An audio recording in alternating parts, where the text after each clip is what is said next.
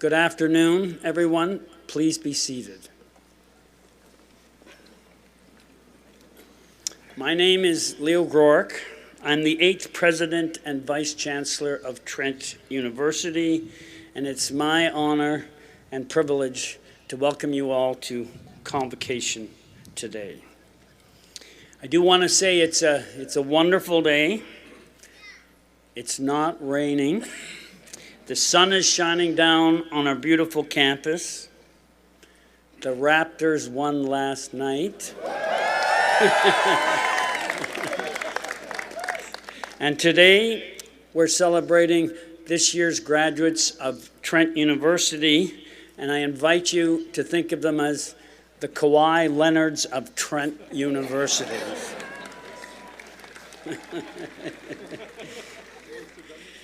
I want to begin, as we always do at Trent, by respectfully acknowledging that we are on the treaty and traditional territory of the Mississauga Anishinaabe.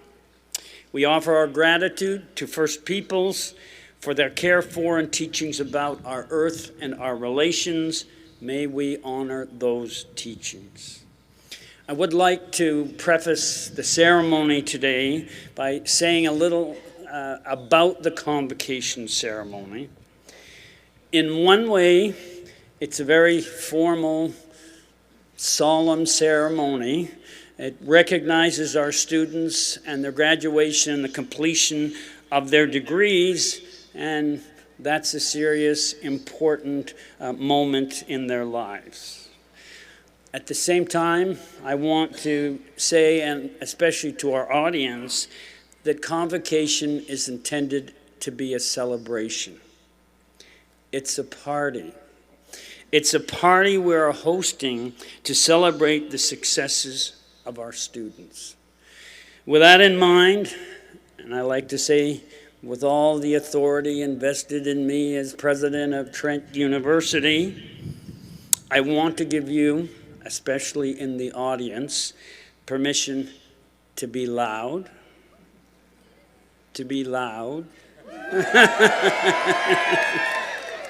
to applaud,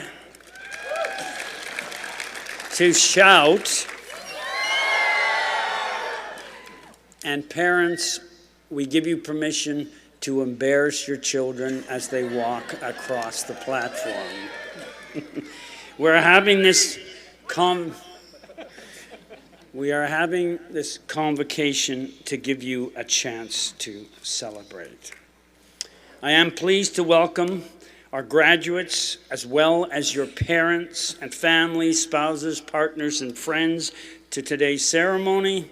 I know that some of you come from close by, some from across Canada, and indeed some from around the world.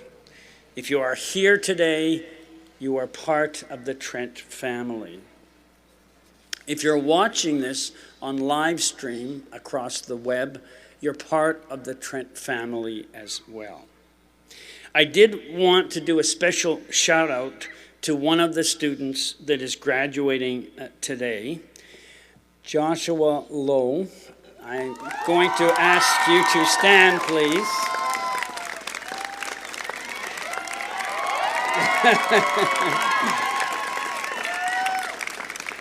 Joshua Lowe is an international development studies major at Trent University, and I wanted to share with you that he has been named a 2019 Rhodes Scholar at Oxford University.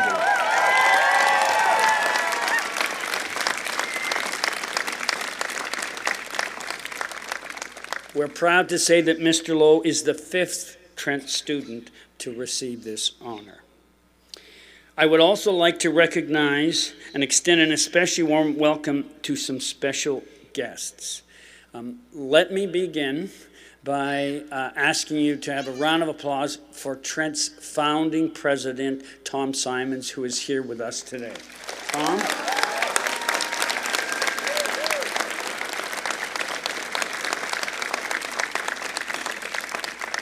Also with Tom and behind on the stage here is the class that graduated from Trent University 50 years ago. Please welcome the class of 1966.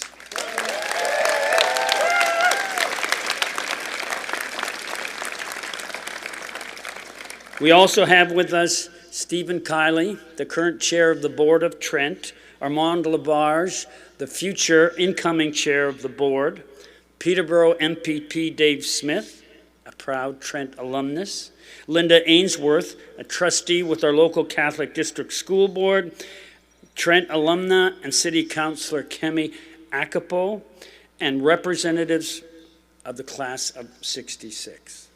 Let me end my remarks by saying to our graduates that you are not leaving Trent, but rather extending your connections to the Trent family and the Trent community.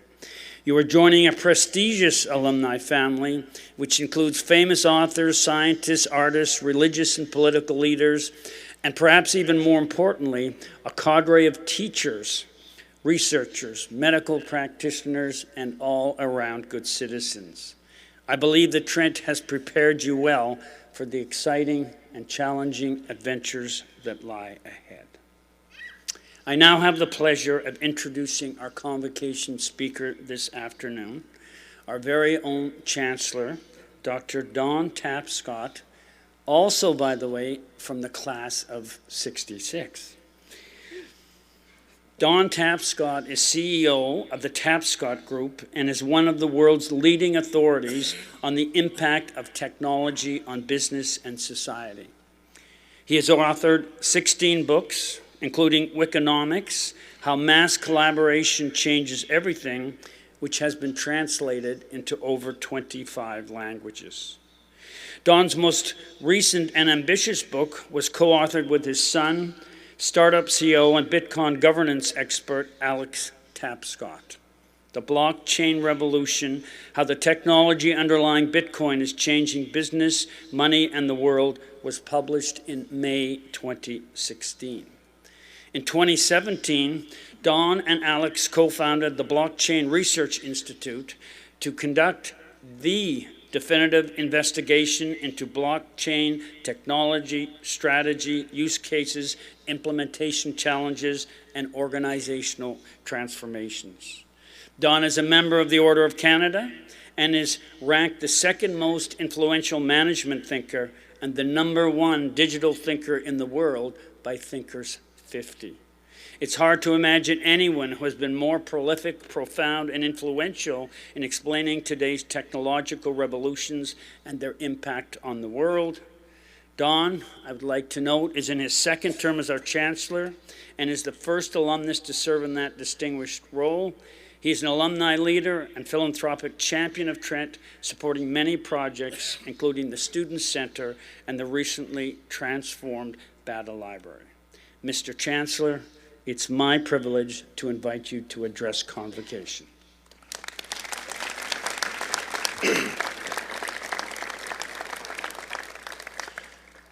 Well, Mr. President, Mr. Chairman of the Board, graduates, friends, and family, heartfelt congratulations to each of you and to those who share in your success.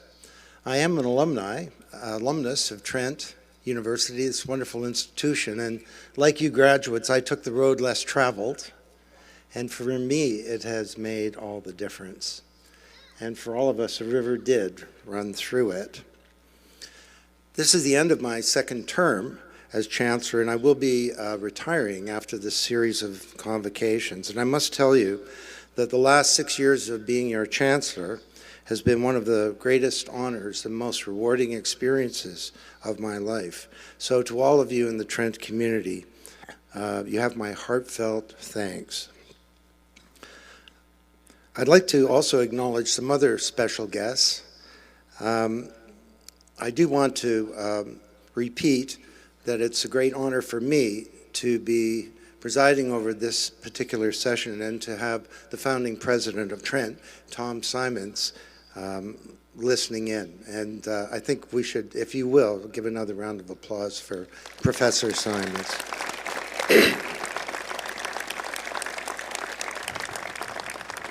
I'd also like to acknowledge my wife of 36 years, Anna Lopez, and my brothers Bob and Bill, who are both graduates from Trent, and my sister Kathy, who was the youngest of 4 boys that went to Trent, of 5 children that went to Trent, she was the youngest of 5 children, 4 of them who went to Trent, and she unwisely chose to go somewhere else. So nevertheless, she's had a very distinguished career in life. And of course, I'd like to say thanks to the class of '66, arguably the greatest class ever of Trent. And so I'd like to, many of you are business graduates, and I'd like to take this opportunity to share some unconventional advice drawing from the experience of my own life as a Trent graduate. And I'll tell you a story that I haven't really told before, but in the late 1970s, I was hired as a researcher at Bell Northern Research, BNR, which is Canada's Bell Labs, in Toronto. And I didn't really know anything about technology, but I got the job because of the expertise and capability I had acquired at Trent and also in my graduate work as a researcher and as a thinker and writer. And it was really the psych department at Trent that got me going on that. And our group at BNR was trying to figure out how inter-networked computers used by professionals and managers could change knowledge work and the nature of organizations. Now you have to remember, back then, it's the late 70s, the only people that used computers were programmers. And a manager wouldn't touch a keyboard. And our group conducted the first ever controlled experiments about the impact of technology on knowledge work. So we gave half the office work the old way with telephones, typing pools, manual calendars, filing cabinets, the corporate library for information, and so on. And the other half had computers on their desks connected to digital networks. It was very radical. And they use a suite of tools that look a lot like Microsoft Office today. We had to build it then. Electronic mail, word processing, document co-authoring, management, information retrieval, personal time managing, calendaring, and financial planning tools. Spreadsheets would not be invented for another 5 years. And we found that the group with the technology performed better, and they had more fun. And we concluded that computers were going to go beyond data processing and be used by everyone as communications tools. And I was very fortunate to end up there, as this work that we were doing was 15 years ahead of its time. Now, I wrote a book about that experience in 1981, and unfortunately, it did not sell well. I think my mother was responsible for many of the purchases. And critics said that only programmers would use computers and secretaries because regular people would never learn to type. Regardless, I was on the executive fast track. I'd received 4 promotions in 2 years, and I was running the entire division of the company from my massive corner office. And I was 1 step away from getting an office with a private washroom, which was huge. Now, even though our ideas didn't have broad acceptance, I was doing well. I was a rising star in the company, and I was highly regarded among the initial people who thought about this stuff. Which is why it seemed so weird to me when a colleague named Dell Langdon tried to convince me to quit the company and become an entrepreneur with her. She was working there as well. It was circa 1982 by then. It was in the middle of a brutal recession, and I was about to launch a family, and Anna was pregnant. And here I had this colleague argue that we should take a dozen people away from B&R and set up a company to help people implement a new class of technology that didn't even exist yet. And in fact, when we did leave the company, the IBM PC was not yet on the market, and it would be a full decade before PCs even communicated properly with each other. So her advice seemed nuts, but something caused me to listen. And with the advantage of hindsight, I can kind of reflect on my reasons. That they were unarticulated at the time.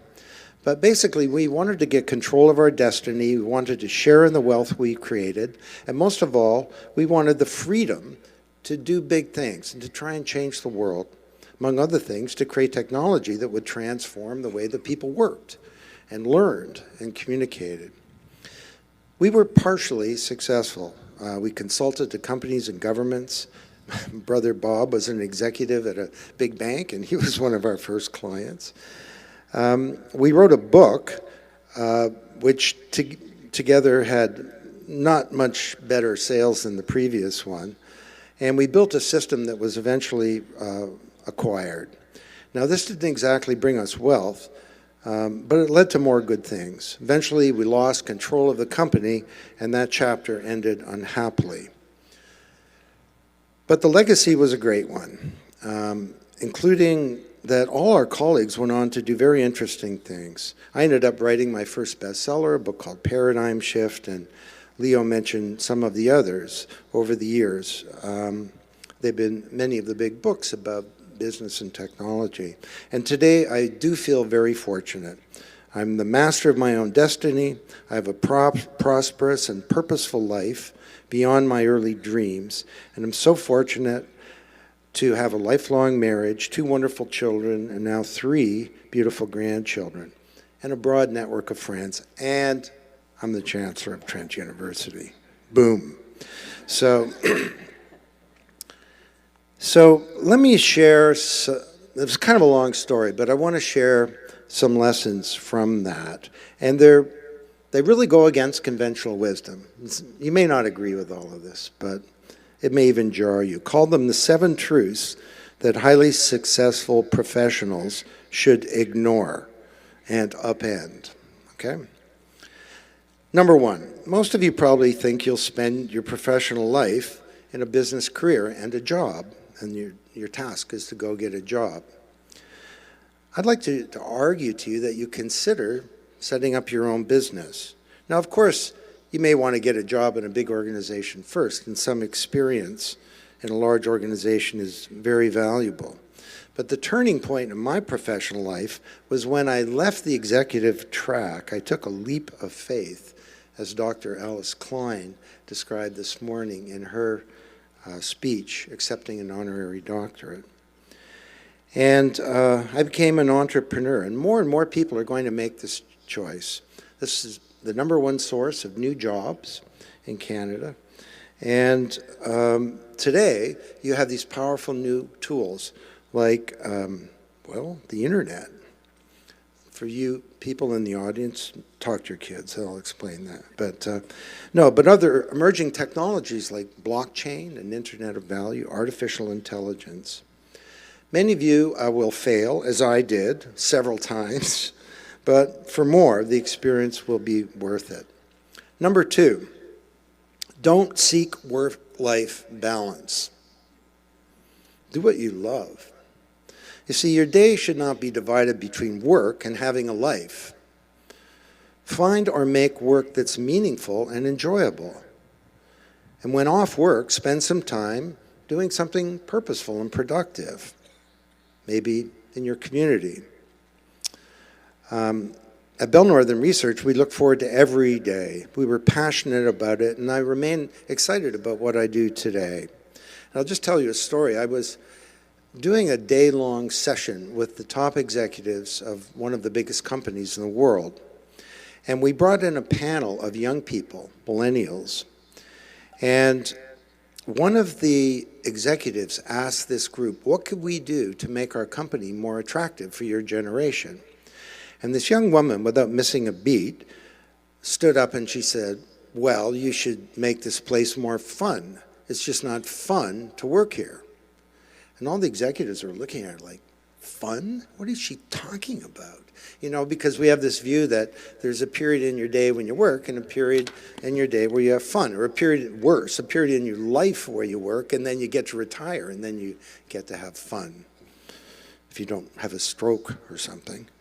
So, and by fun, she didn't mean, you know, a party. She meant it should be meaningful, collaborative, integrated with learning, and solving meaningful problems. You can be the generation to transform the nature of work and end this dichotomy. #3, you've studied management, and you may aspire to be a good manager. I would recommend you don't do that. Don't be a good manager, be a great leader. It was Peter Drucker, the greatest management thinker of all time, who said years ago that stable times require excellence and good managers. But as we transition to a new age, our organization need more than management, they need leadership. Rather than managing the status quo, lead the change. Think of yourself primarily as a leader. Of course you do management. That's the way we did at Bell Northern Research. These times don't require tinkering with organizations. They require deep innovation and transformation. #4, don't ever graduate. Parents, don't freak out on me here, okay? Be a lifelong learner. Parents, I'm not suggesting that your children, stay in school forever, but that they take the time to develop a strategy for lifelong learning and also to be informed as a citizen for life. Develop a strategy for learning as an innovator, a leader, a professor, a parent, whatever you're doing. And for a citizen, society needs informed participants. Knowledge is exploding around you, and you need to commit to reinventing your knowledge base multiple times throughout life. What you know is important, but it's not important as your capability to think and put things into context and to collaborate and research and communicate. And these are the things that will really matter, and you will transform your knowledge base multiple times. #5, we're getting really radical here. Don't seek happiness. Live a purposeful life. You know, this is a tough one. We all want to be happy, but in my experience, happiness has been a byproduct of living a purposeful life that's rich with meaningful relationships. In the decades ahead, you're going to see unthinkable, staggering changes in the world. And you'll be more fulfilled and happier if you participate fully in these transformations rather than stand by on the sidelines. And build a deep network of loved ones, and happiness will result. Number 6, don't wish for good luck. Be ready for your big break. For me, good fortune has always come at the intersection of preparation and opportunity. And my Trent degree and other studies prepared me, and I was open to an opportunity when it came knocking. I arrived in Toronto with no job, and I got 2 opportunities as a psychologist. One was to do testing of students in the Scarborough School Board, and the other was to head a group at Bell Northern Research trying to figure out how the internet would change the world. And I didn't get the school psychologist job. But I was prepared, and an opportunity came along. And you are similarly prepared. I have no doubt that each of you will find your own path to prosperity. And what an amazing time to graduate. Number 7, business is all about creating shareholder value, right? Number 7, don't build shareholder value. Cultivate all stakeholders. I think the best way to create value for shareholders is to build it for customers and employees and the communities within which you operate. As you enter the workforce, you'll have the best tools for innovating, engaging all stakeholders, and building new businesses. So think about everyone that matters, not just the business owners. And I think that this is true even if you're the business owner. The data shows that you will be successful, and your Trent degree has equipped you for that. You will all do well. So, live long and prosper, as Spock would say. Build a prosperous life for yourselves and your family. But let me conclude today that humanity needs more than that from you. You see, the world that you're entering is full of opportunity, but as a business person and a citizen, you will face growing challenges. Crisis of climate change, the declining legitimacy of democracy, trade wars are looming, leaders of institutions everywhere have lost the public trust. Massive corporations are capturing our data, the new asset class of the digital age, and undermining our privacy while they enrich themselves. That's not a radical point of view, it's a fact. And we need to recover our digital identities so that we can manage all this data responsibly for ourselves, and not just for them. And for the first time in modern history, we have wealth creation but declining prosperity. Our economies are growing, but the middle class is stalled or shrinking. And the global economy is unstable and the world is deeply divided. I believe that businesses can't succeed in a world that's failing. And your generation is being called forth by history to ensure that the smaller world that your children and grandchildren inherit is a prosperous one, a just one, and a sustainable one. And you can participate in changing your workplace, your community, and your country as a global citizen. You can teach your children well, as your parents have clearly taught you. And you must exercise your precious right to vote. It's such a simple thing. And people your age are fighting for this, and some dying for this right that you have. This is a precious and rare thing in the world today. And wherever you are, design your life. Live the values of your generation, which are good values, and I've studied you.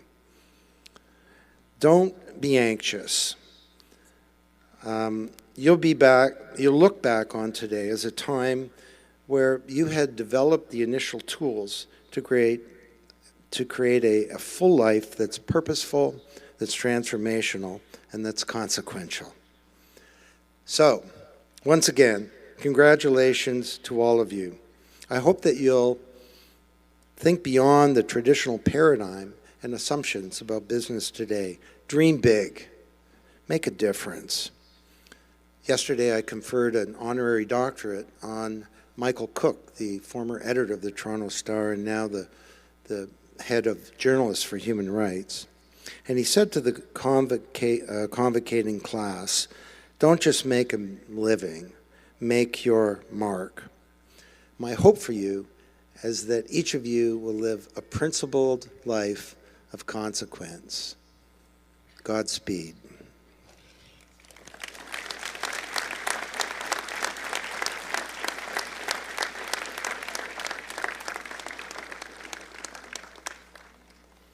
Thank you, Mr. Chancellor. Now, Professor Gillian Balfour, the Associate Dean of Teaching and Learning, will present candidates for admission to all degrees.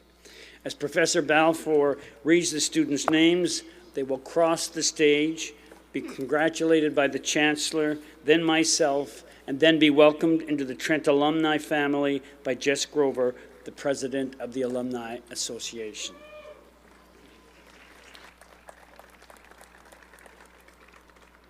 Mr. Chancellor, I am pleased to present for the degree of Bachelor of Business Administration candidates whose names will be read, whom the Senate has duly declared worthy of the honor that they may receive the degree at your hands. All right. Ahmad Abrahim.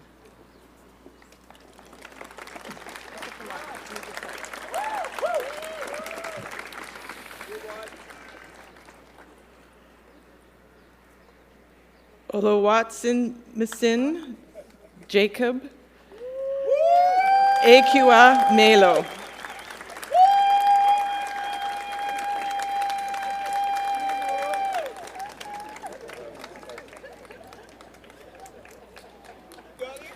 Amajad Ali Al Mailio.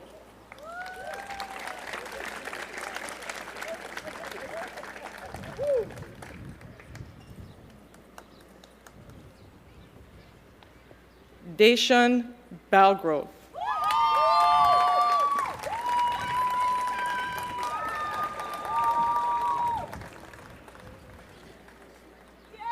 Naman Barjawaj.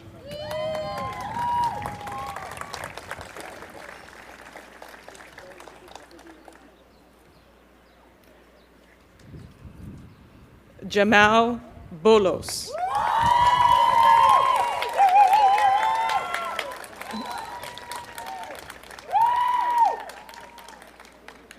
Brandon Bowie.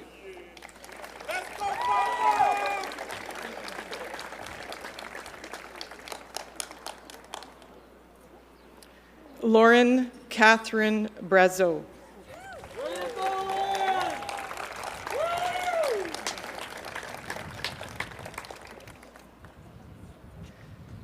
Heather Nicole Brown.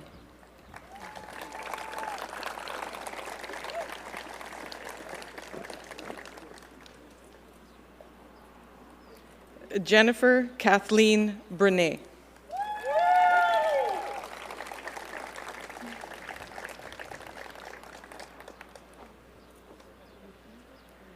Mackenzie Lynn Campbell.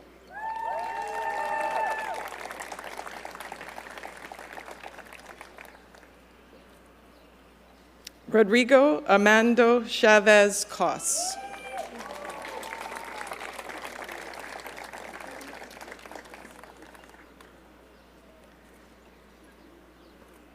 Cassidy Lauren Olinda Dawson.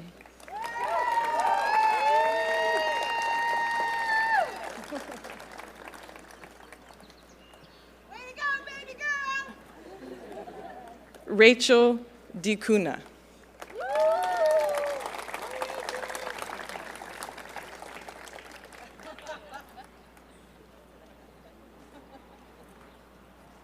Jamie Denisek.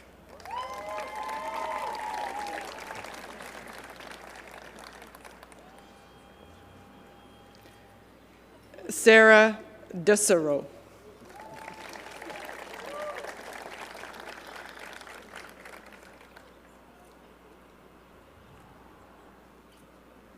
David Edwards.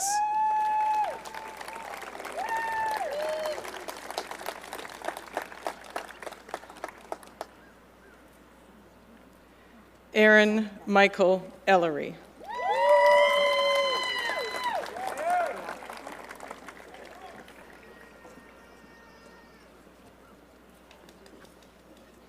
Maria Filatova.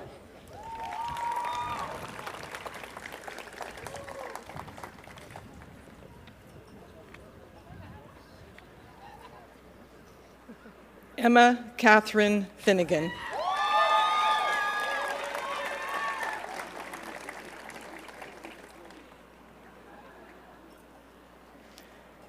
Jeffrey James Forcia.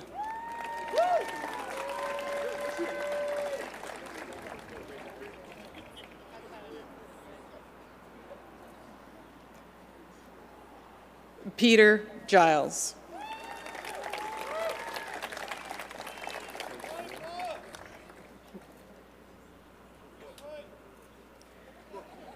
Brett Green.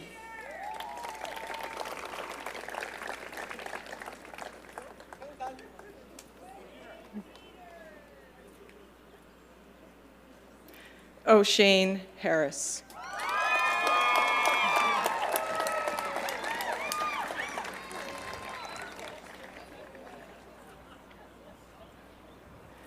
Alexander Hatzi Nikuza.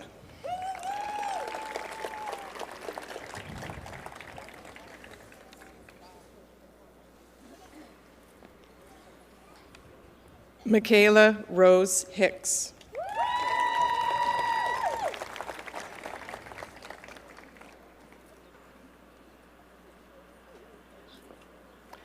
Cam Ting Clinton Ho.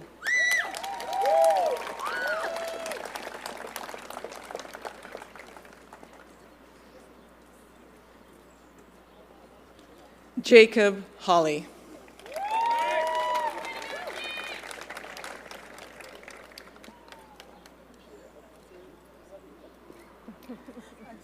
Patricia Hoyt.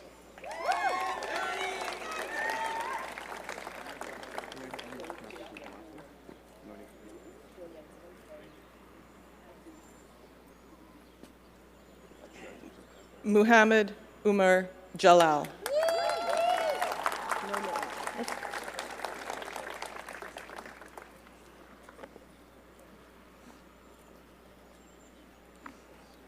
Mohammed Justina.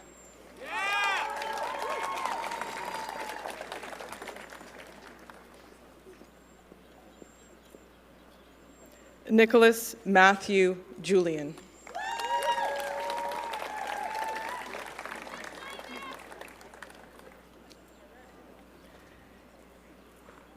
Hannah Kowalski.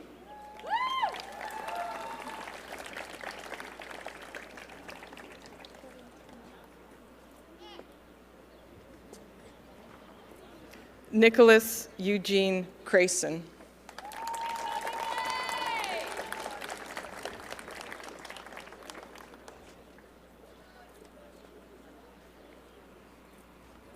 Valentina Kravets.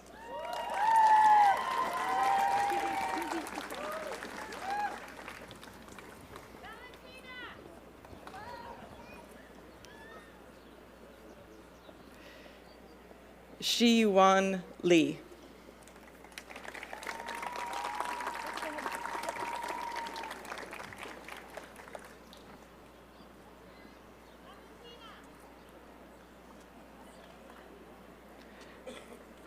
James Callum McDonald.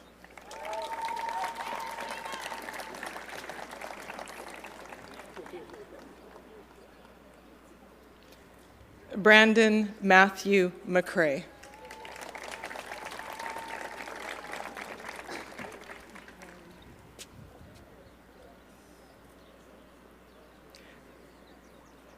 Ryan Madigan Sinclair.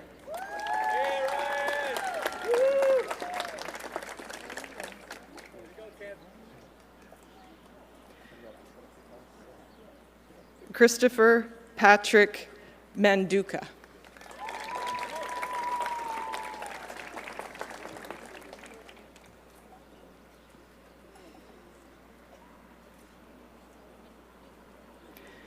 Joshua Ralph John Martin.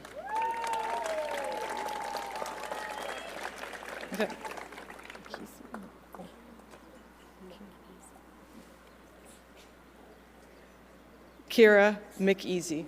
I didn't see that written up there.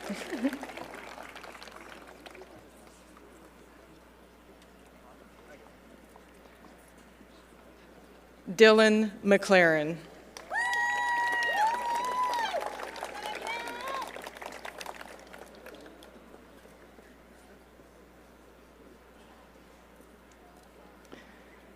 Kevin Edgar Miller.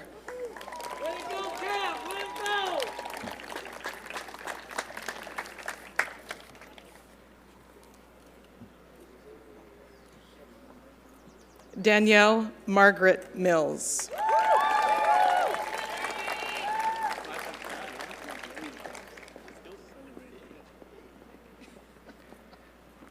Mackenzie Alicia Mills.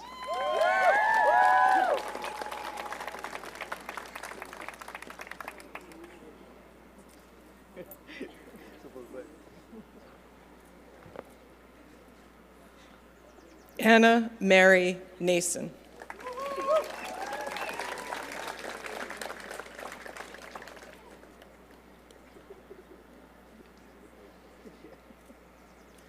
Kevin Trung Nguyen.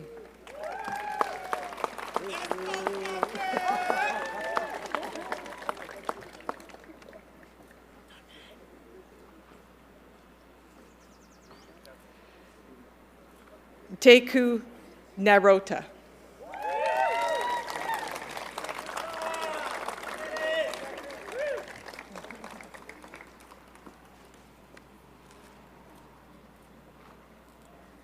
Vimbai Nizweer.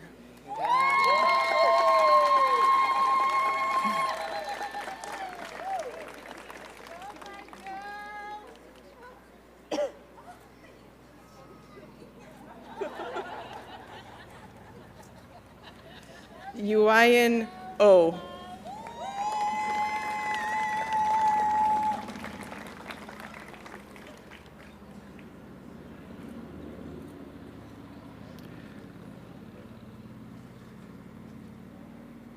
Olatund Olanyi.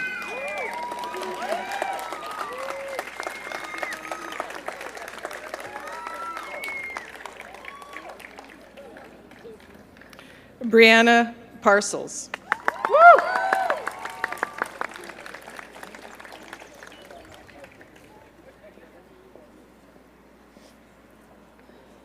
Lucas Parsh.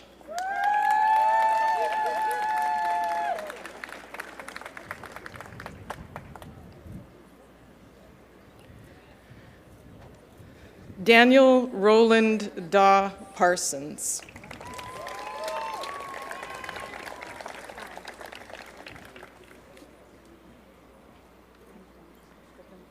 Shannon Louise Polsitsky.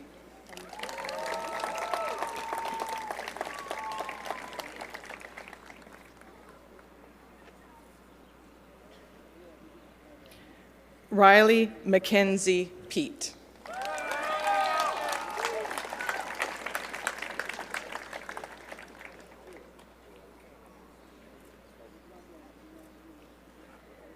Sonia Joyce Peoples.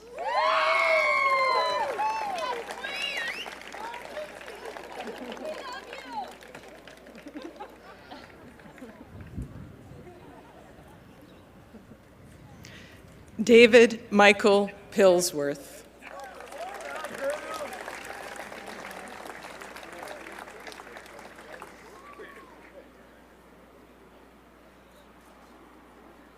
David Rajutman.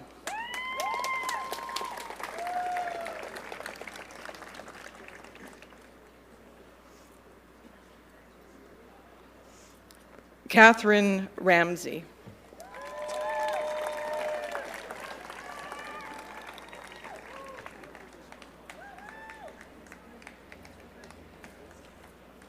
Erica Nicole Rankin.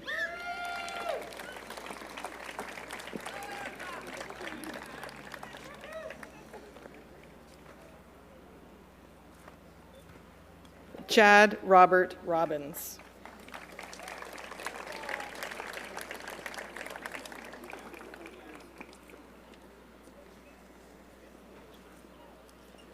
Sarah Robinson.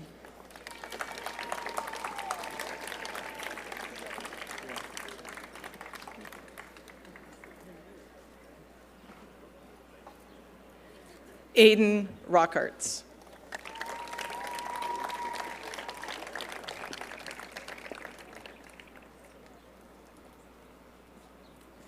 Leo David Sanchez.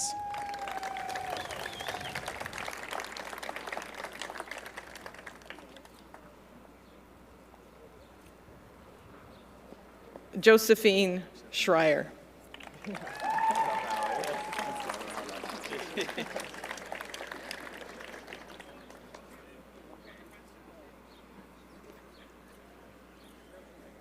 Eric Scott.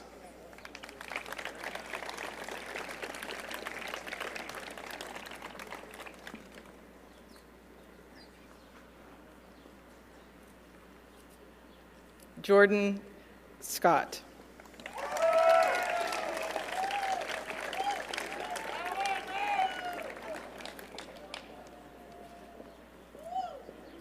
Emily Isabel Seto.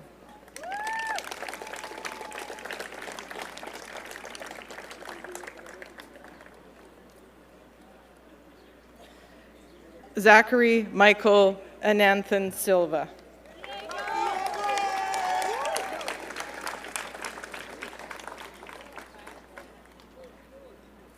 William Sylvester Simmons.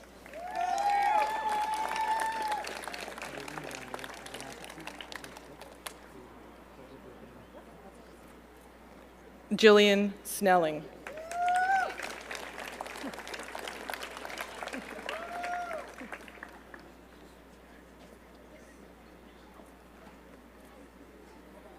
Ganapathy Abhishek Sridhar.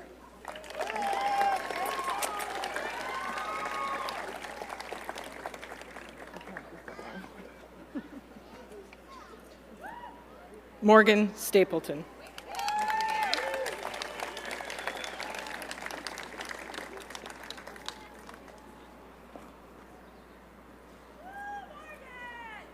Aswardia Santarisan.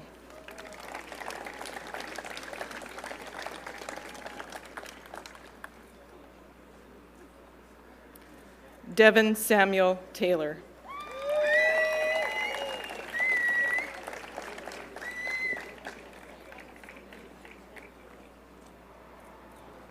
Jonathan Michael Maines Thorne.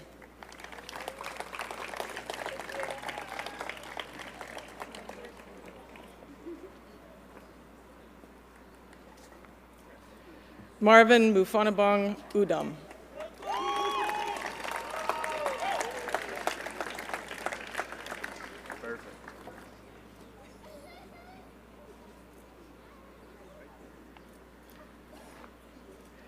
The Simons Medal is named in honor of founding President T.B.H. Simons and is awarded to students that achieve high overall standing in the honors program. Mr. Chancellor, please present the Simons Medal to Andrea Vanden Herberg.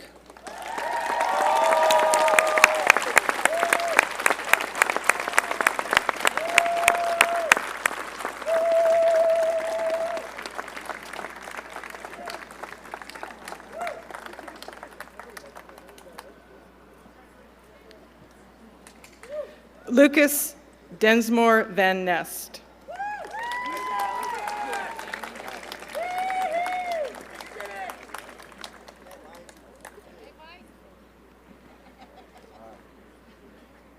Michael Nazareth Waba.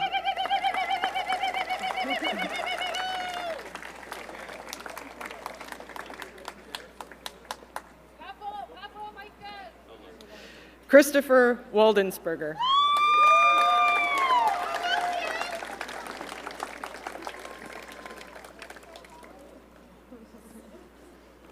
Hazel Jane Walker.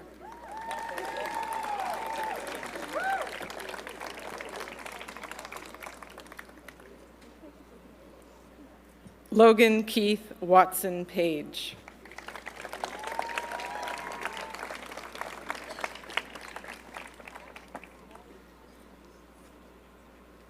Riley Weichel.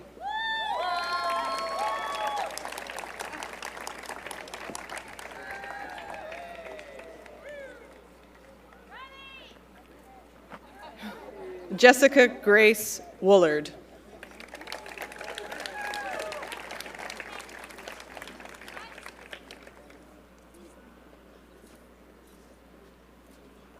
Teo Yang.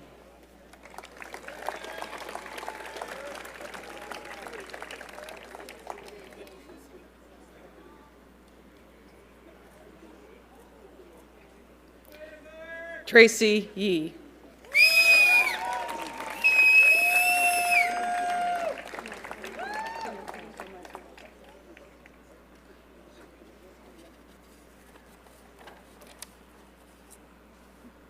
Daniel Joseph Zaradnik.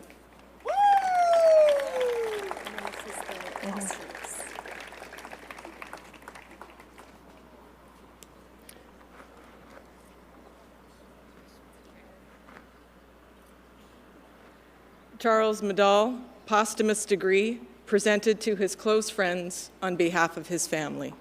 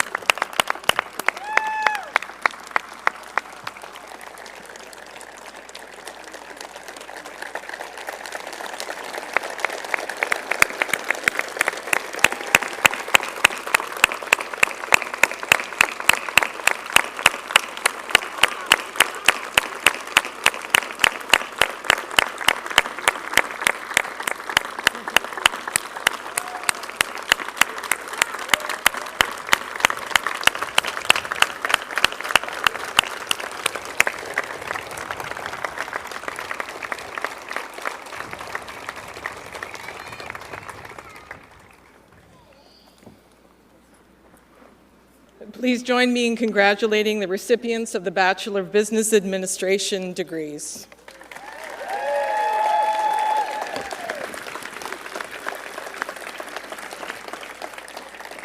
Mr. Chancellor, I'm pleased to present the degree of the Bachelor of Arts in the Honors Program, candidates whose names will be read, whom the Senate has duly declared worthy of the honor, that they may receive the degree at your hands. Stanley Abagalizu.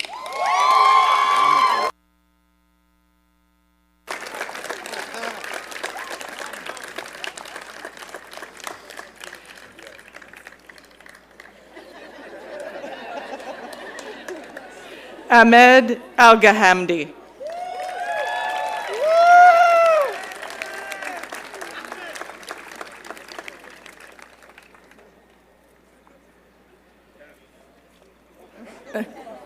Cassidy Madison Estill.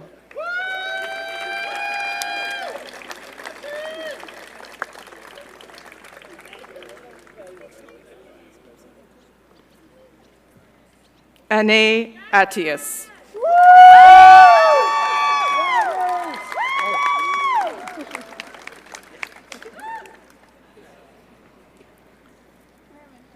Cameron McKay Beatty.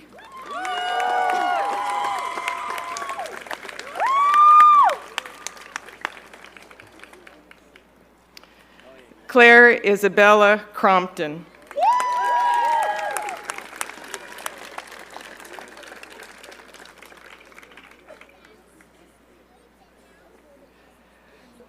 Rochelle Demers.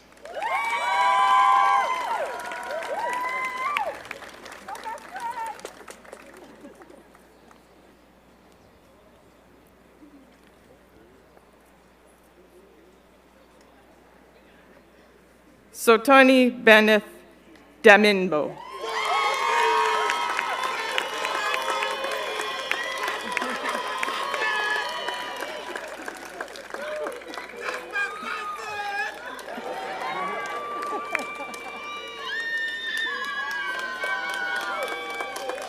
Jason Alexander Doss Reese.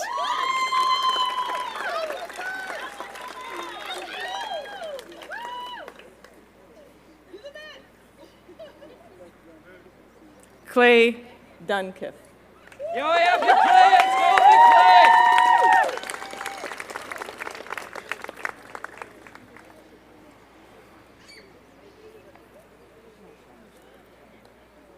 Samantha Elaine Grew.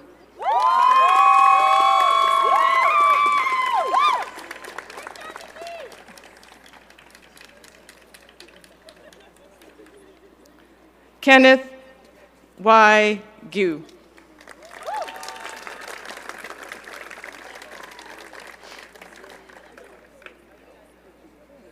Natasha Lynn Wyatt Hildebrand.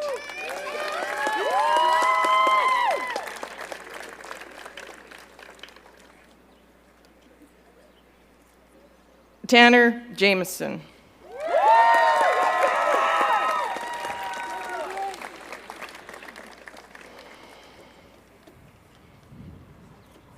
Magdalene Kare Kare.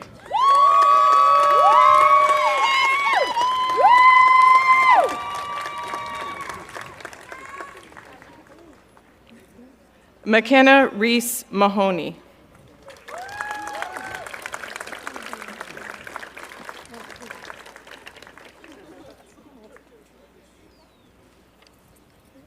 Joshua Lo Yeong.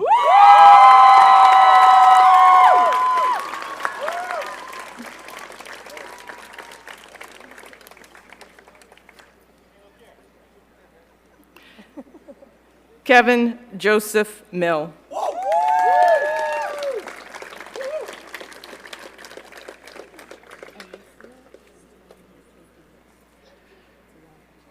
Lauren McLaughlin.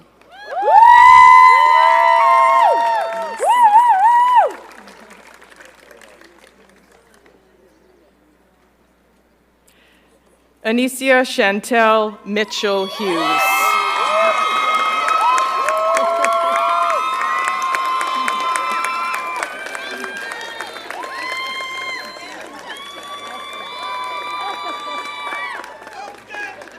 Salmatu Mohammed.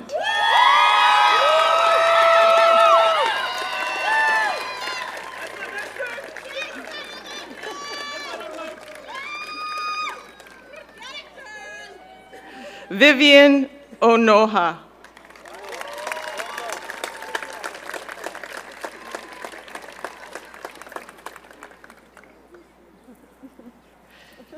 Ruben Peter Derek Noteboom.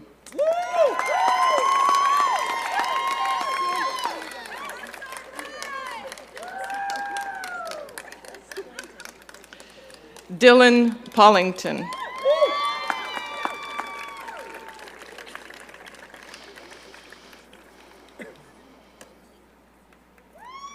Sarah Jessica Poirier.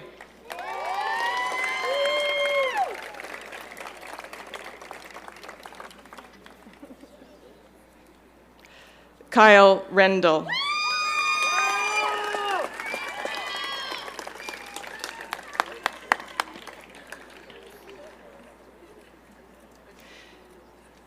Emily Nicole Ribble.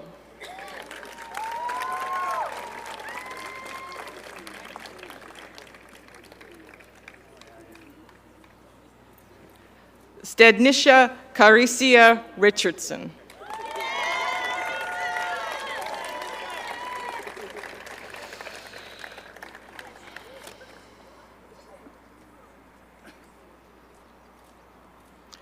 Sunreet Rupre.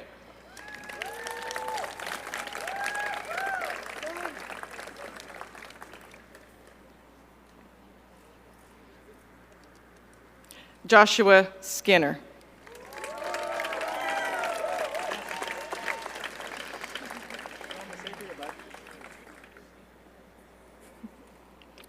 Justin Thompson. Yeah, Justin! Woo!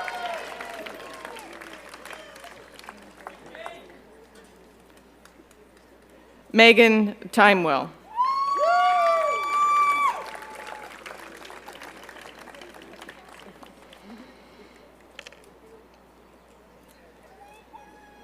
Janine Umuhoza.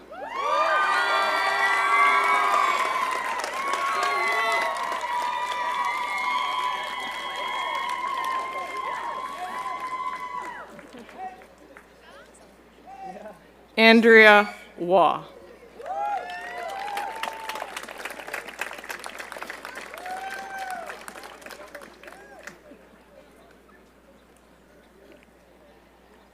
Eric Welds.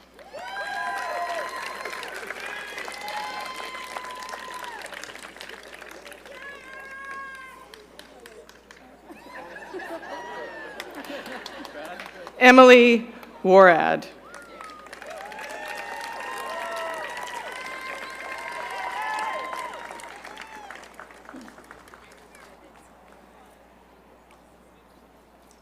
Mackenzie Ann Wright.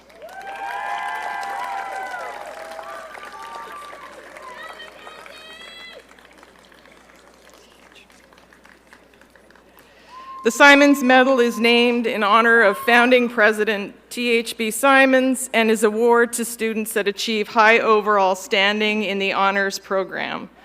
Mr. Chancellor, please present the Simons Medal to Melinda Oga Mikael Yi Mezgen.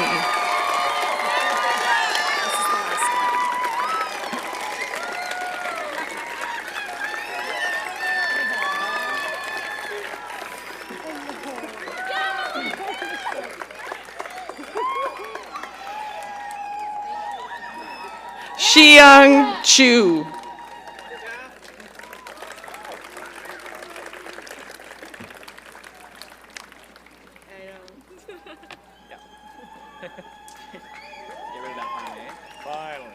Please join me in congratulating the recipients of the Bachelor of Arts degrees in the honors program.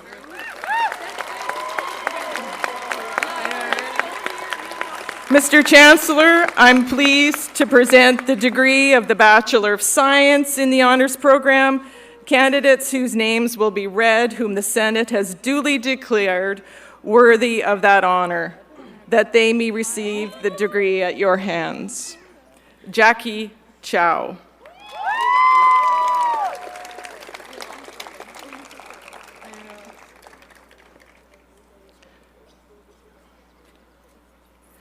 Caleb Gary Dean Dope.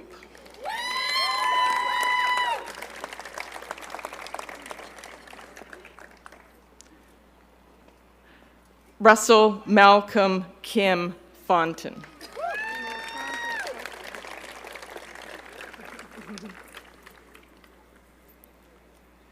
Faith Ju Young Kim.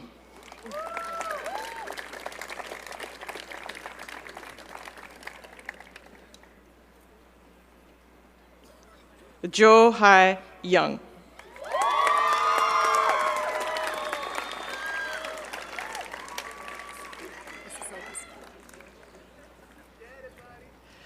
Young Jun Sung.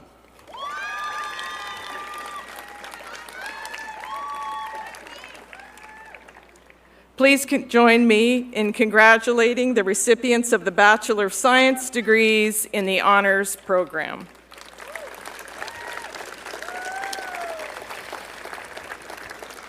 Mr. Chancellor, I'm pleased now to present for the degree of the Bachelor of Arts in the general program, candidates whose names will be read, whom the Senate has duly declared worthy of that honor, that they may receive the degree at your hands. Ulua Funimelao Adwiwo.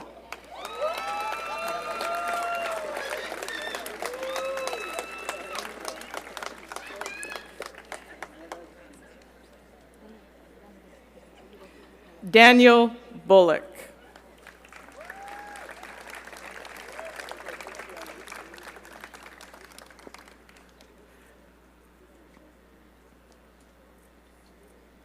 Oluwatobi Falade.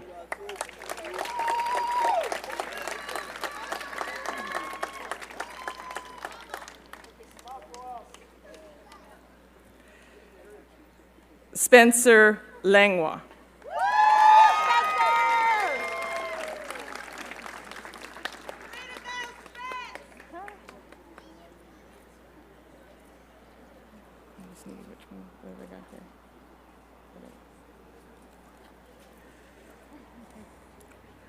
Yuan Sing Lee.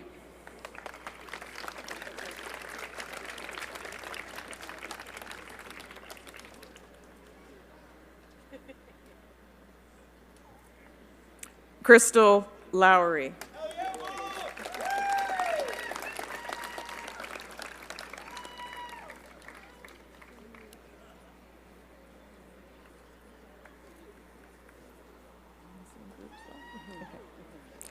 Rosemary Townsend Carter.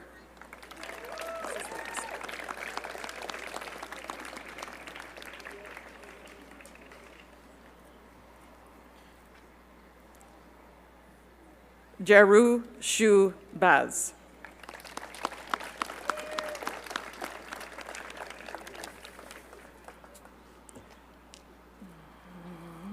Please join me in congratulating the recipients of the Bachelor of Arts degrees in the general program.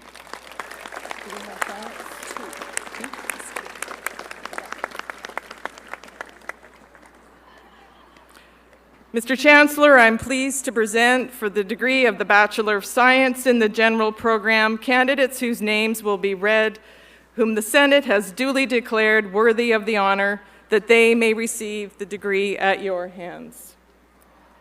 Monica Achu Johnson.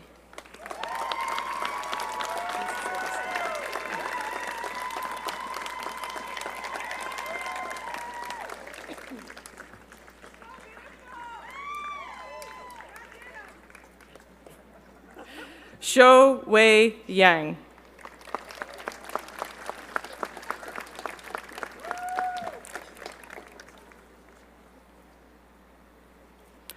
Please join me in congratulating the recipients of the Bachelor of Science degrees in the general program.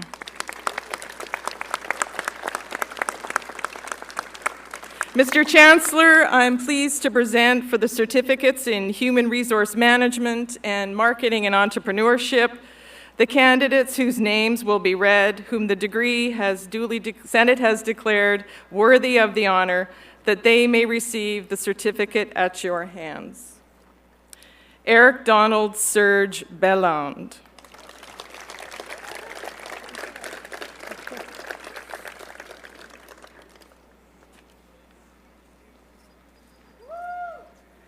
Alejandro Garcilaso.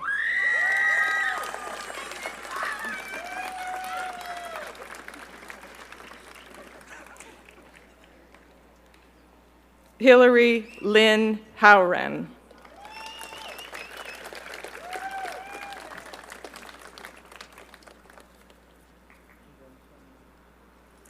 And Yurit Kaur.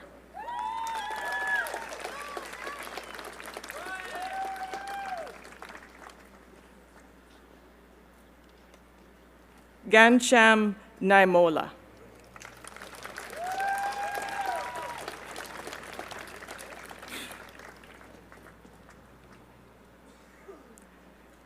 Halneti Melindu Pereira.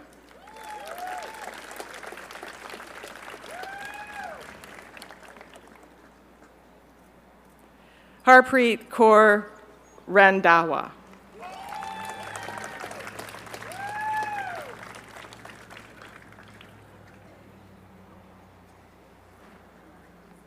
Faria Shahid.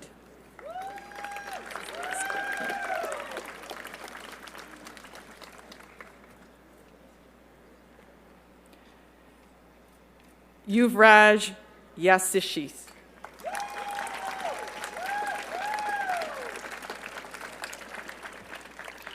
Please join me in congratulating the recipients of the certificates in the Human Resource Management and Marketing and Entrepreneurship. Mr. Chancellor, I ask you to confer degrees and certificates in absentia on candidates whose names are before you and who are unable to be with us today.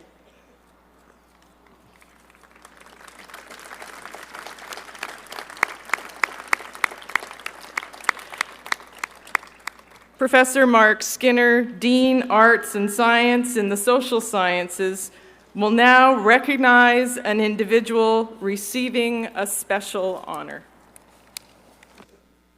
Mr. Chancellor, Emeritus is an honorary title given to professors upon their retirement from the university. Mr. Chancellor, I ask you to confer the title of Professor Emeritus upon Professor Peggy Wallace of the School of Business.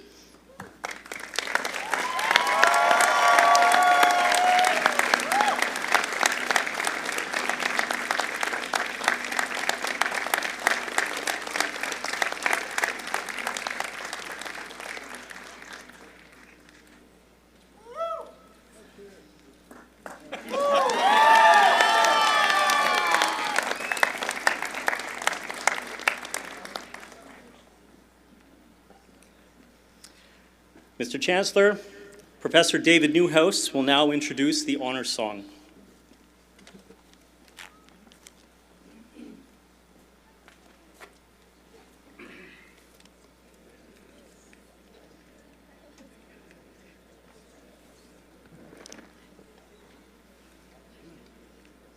Before all words can be spoken, we bring greetings to all of creation.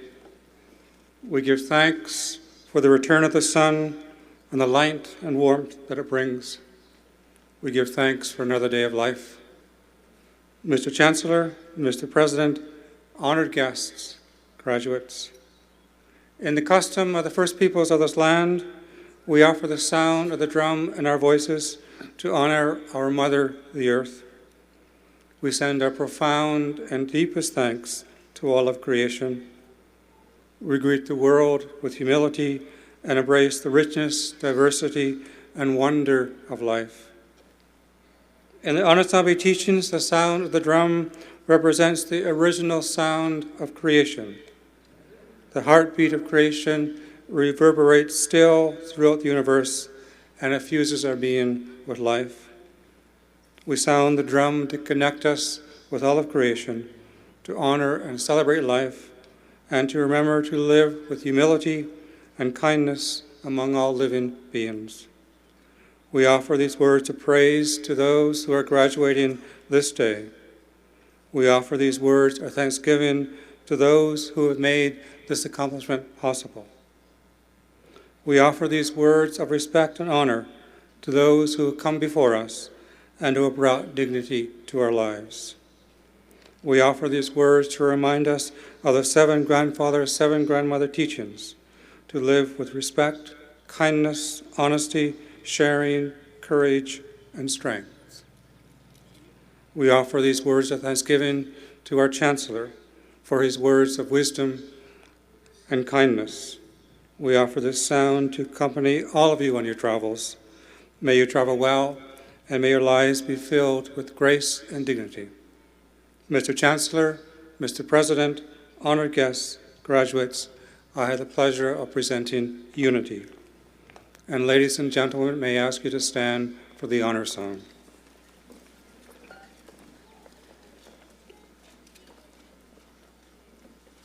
Unity will sing Horse Giveaway Song.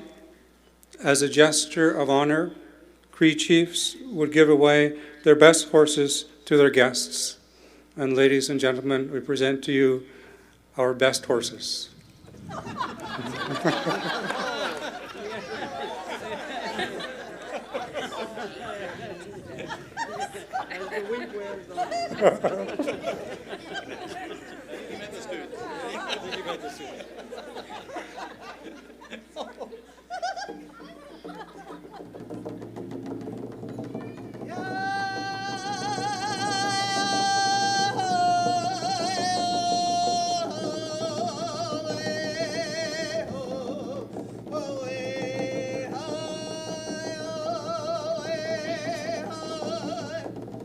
Yeah.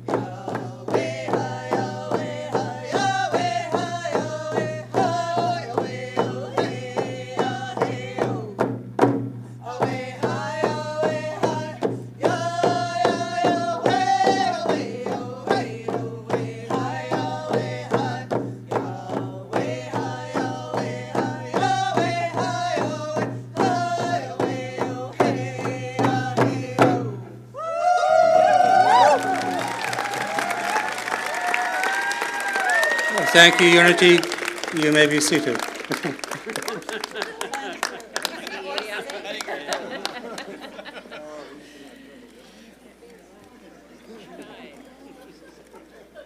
Thank you, Unity. As we come to the end of the ceremony, it's time for a few thank yous. And first, I'd like to note that Convocation at Trent University is a mammoth undertaking. We have 10 convocations, and it takes a veritable army of people to make them happen. They're volunteers, mostly, retirees, people from around the university, and we like to recognize them by picking somebody who's been very committed to Convocation and recognizing them. So today I thought I'd like to ask Nona Robinson to stand.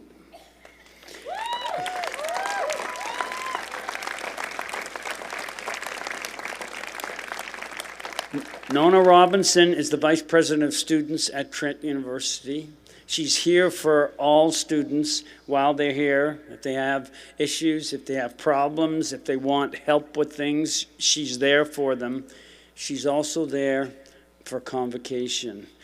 Since I've come to Trent, Nona has attended every convocation and congratulated every student as they come across the stage. So please, to thank the volunteers, and in particular to thank Nona Robinson, how about a round of applause? Thank you, Nona.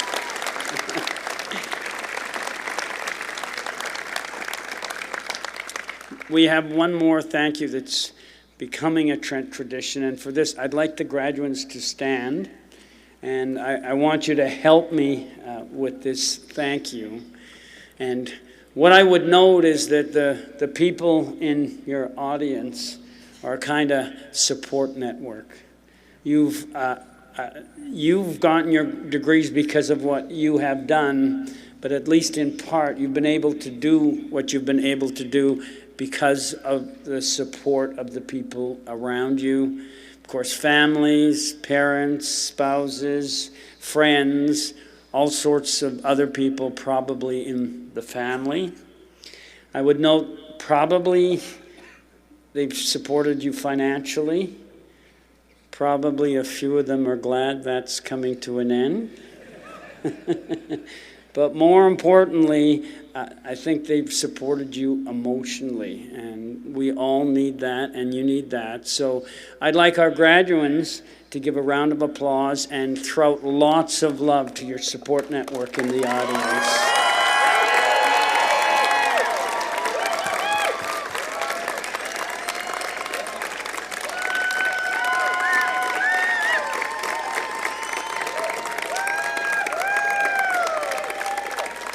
So I'm going to say that's a good warm-up for a really loud cheer and applause. So how about once again for your support network?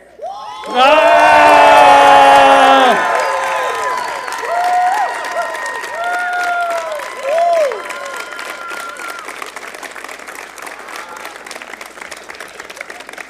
Thank you. Please be seated. Feel the love. Feel the Trent love. I would note that there will be a reception in the atrium of the Student Center. That's the building behind us here following the ceremony. The procession will leave the stage following the singing of O Canada, and I would ask at that point that you remain standing if you are able until the procession has departed. Mr. Chancellor, I now call upon you to close Convocation.